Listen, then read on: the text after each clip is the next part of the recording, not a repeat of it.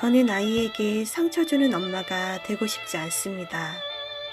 아이에게 화내고 더 마음 아파하는 엄마들을 위한 감정 수업.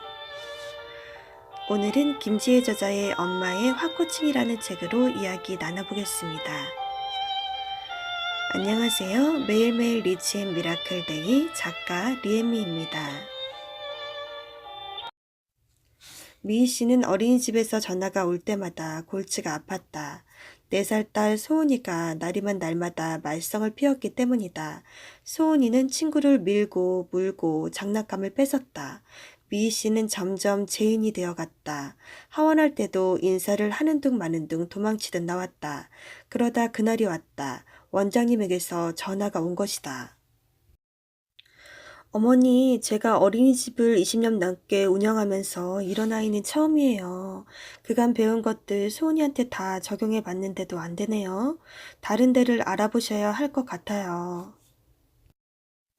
미희 씨는 전화를 끊고도 멍했다. 아이를 잘 키워보겠다고 지금까지 노력한 게 얼만데 이런 소리를 듣다니. 이내 눈물이 쏟아져 나왔다. 한참을 꺼이꺼이 울었다. 미희 씨는 정신을 차리고 원장님에게 전화를 해서 사정했다.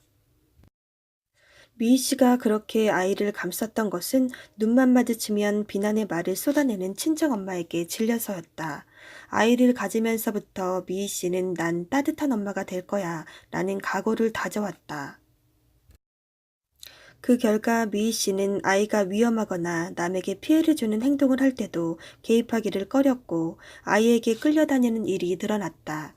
그렇게 미희 씨는 점차 건의를 잃었고 아이는 자기 기분 내키는 대로 행동하게 됐다. 미희 씨에게는 훈육법을 배우는 것이 시급했다.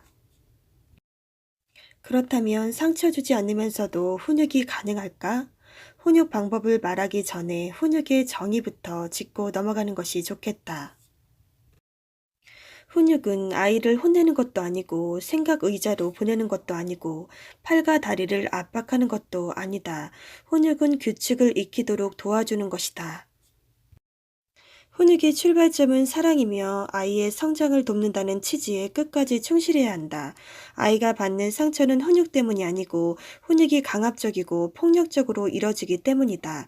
일테면 아이에게 때리면 안 된다를 가르치기 위해 아이를 때리기 때문에 문제가 생기는 것이다. 오히려 훈육은 아이의 자존감을 키우는데 꼭 필요하다. 행동의 경계를 알아야 아이가 상황에 맞게 처신할 수 있고 주변과 조화롭게 어울릴 수 있기 때문이다. 아이에게 가르칠 규칙은 가족의 문화마다 다르겠지만 꼭 포함시켜야 하는 부분이 있다. 위험하거나 남에게 피해를 주는 행동은 하지 않도록 지도하는 것. 만약 아이가 친구를 밀었다면 어떻게 훈육하는 것이 좋을까? 아이가 친구를 밀었을 때 보통 부모들이 하는 말은 이렇다. 친구 밀면 돼, 안 돼? 몇 번을 말하니? 너 이러면 경찰 아저씨한테 잡혀간다. 왜 이렇게 말을 안 들어? 너처럼 고집센 애는 처음 봤다. 너도 친구가 밀면 좋겠어? 그러면 친구들이 너랑 안 놀 거야. 너 자꾸 이러면 앞으로 친구랑 못 놀게 한다.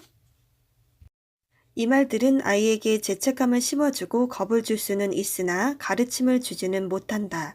우리가 바라는 것은 아이가 상처 입지 않으면서 배우는 것 아닌가. 그렇다면 3가지를 기억할 필요가 있다. 첫째, 문제 행동을 사실 그대로. 친구를 괴롭혔네 대 친구를 밀었네. 친구를 민 것을 괴롭힌다라고 표현하면 듣는 아이는 억울할 수도 있다.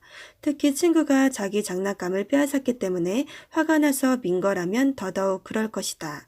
밀었을 땐 밀었다라고 말하고 내가 본 것과 다르게 말할 때는 거짓말하지 마가 아니라 네가 엄마 지갑에서 1,000원을 빼가는 걸 보았는데 아니라고 하네. 그게 맞다. 그렇게 사실에 기반해서 대화를 시작할 때 아이의 귀가 열리고 말하는 이도 객관성을 유지할 수 있다.